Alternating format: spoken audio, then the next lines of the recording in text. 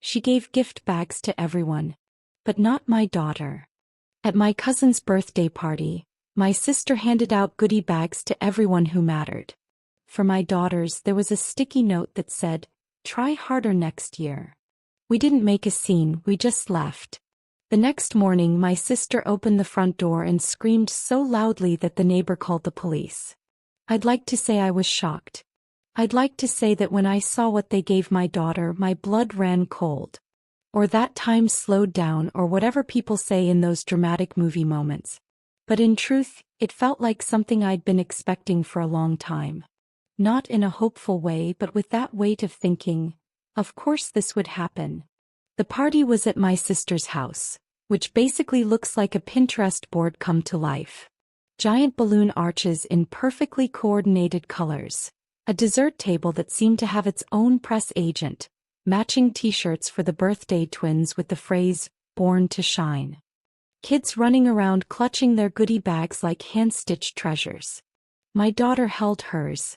She's 7 years old. She wore a sparkly tiara she chose herself that morning, saying it made her feel like a galaxy. She was nervous before we arrived. She always gets that way at big events but had practiced saying happy birthday twice in the car. She even made 2 handmade cards, one for each cousin. She drew little stars and signed them with love. I was already proud of her just for going. My husband and I stayed near the food table making small talk with people we barely knew.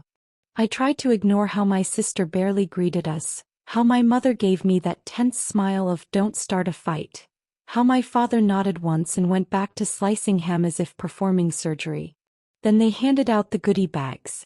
Each had the child's name in glitter letters, stuffed animals, bubble wands, personalized water bottles, a keychain with the initial of their name. One by one, the kids smiled and tore open the packages as if it were Christmas morning. Then they gave one to my daughter. A plain white paper bag, no glitter, no name, just a crooked sticky note on the front in my sister's handwriting. "Try harder next year." My daughter looked at it as if she were reading it wrong, as if there was something inside that would explain the joke. She reached in and pulled out a broken crayon, a used eraser, and a mint candy that looked like it had rolled around in someone's purse. That was it. I saw her throat tighten. She glanced at me. I felt her little fingers reach for mine as if bracing for something, maybe thinking she'd done something wrong. And then came the adults' laughter. My sister was the first to laugh. That sharp, pointed laugh she does when she wants to make it clear the idea was hers. "She's been a bit rebellious lately," she said, waving her hand as if it were something cute. Interrupts, talks back, cries over silly things. It's just a little wake-up call. My mother chuckled. "Actually, this will be good for her. You spoil her too much, you know." My father gave an awkward laugh as if it were all a bit strange but harmless. The other kids laughed too. They didn't know why. Kids never do. They just follow what the adults are doing. My daughter smiled, that tight, trembling smile kids make when they're trying not to cry. My husband looked at me, not with surprise but with something calmer, more resolute. He knelt beside her, gently took the bag and said, "You don't need this. Shall we get some real cake?" We stood up. I didn't say anything. Neither did he. We held her hand and left that house as if we were escaping a burning building. No one tried to stop us. No one called after us, not even my sister. At home, my daughter sat on the couch, looking at the glittery stars on the birthday cards she had made for her cousins, as if they could rearrange themselves to make sense of it all. She asked, "Was it because I didn't say thank you fast enough?" I said, "No, my love. It was because some people forget to be kind." She shook her head, clutching the cards to her chest like a shield. She fell asleep on the couch, wrapped in the soft blanket her father gave her last Christmas. The one that says, "You are safe. You are strong. You are loved." I stayed in the kitchen while my husband made tea. We didn't talk much. We didn't need to. It wasn't news, just the final straw. After a while he said, "I canceled the transfers. The rent, the grocery allowance, the electricity bill, everything."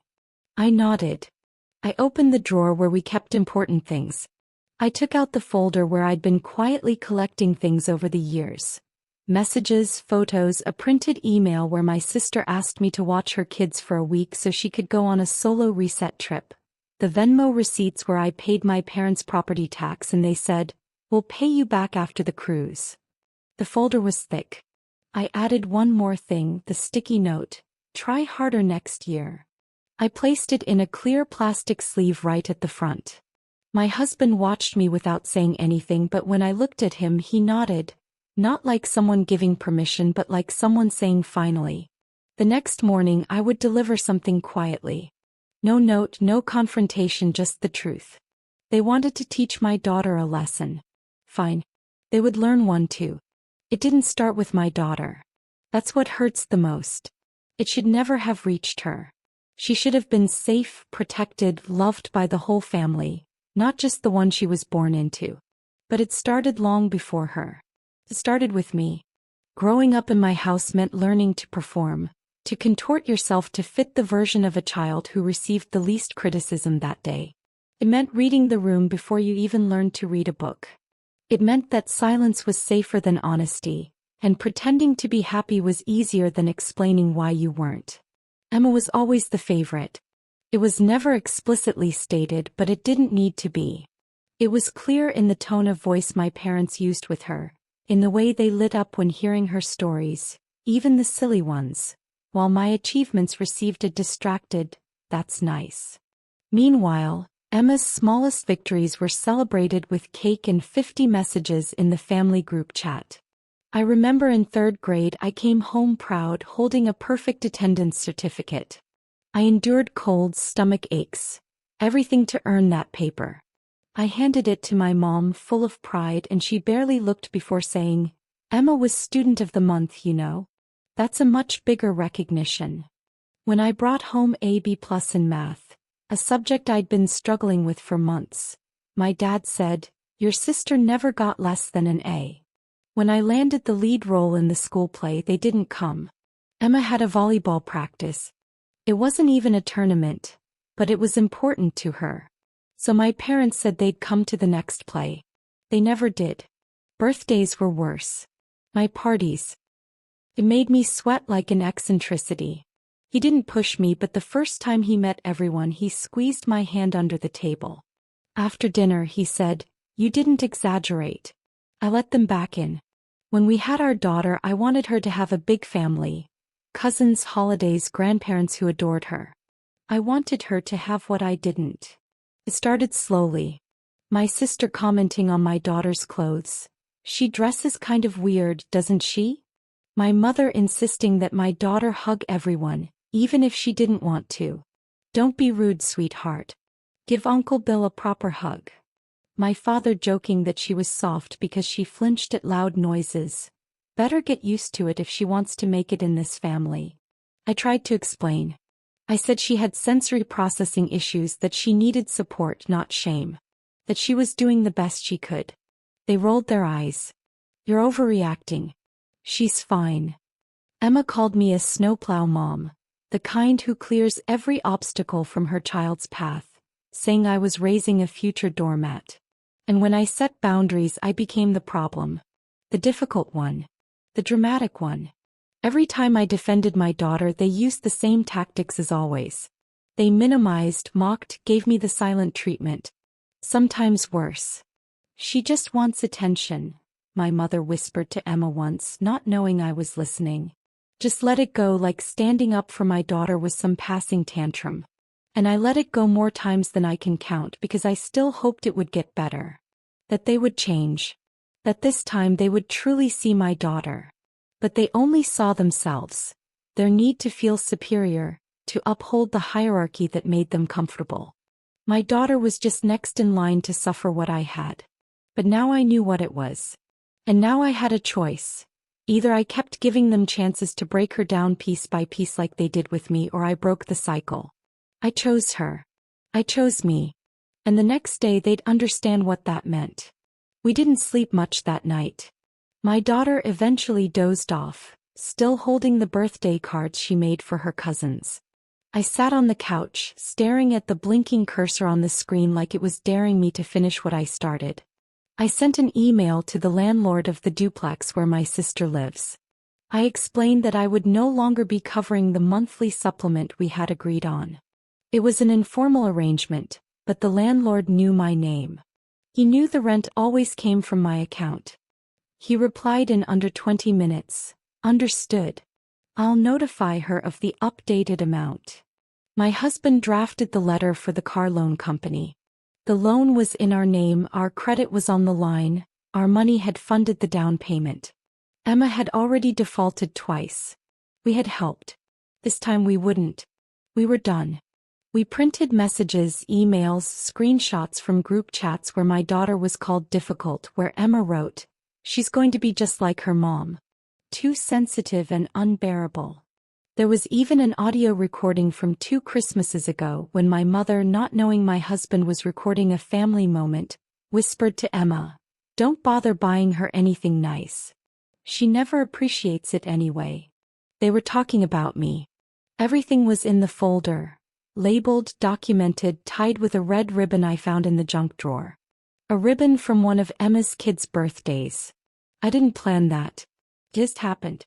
We drove to my sister's house in silence, carrying only the envelope.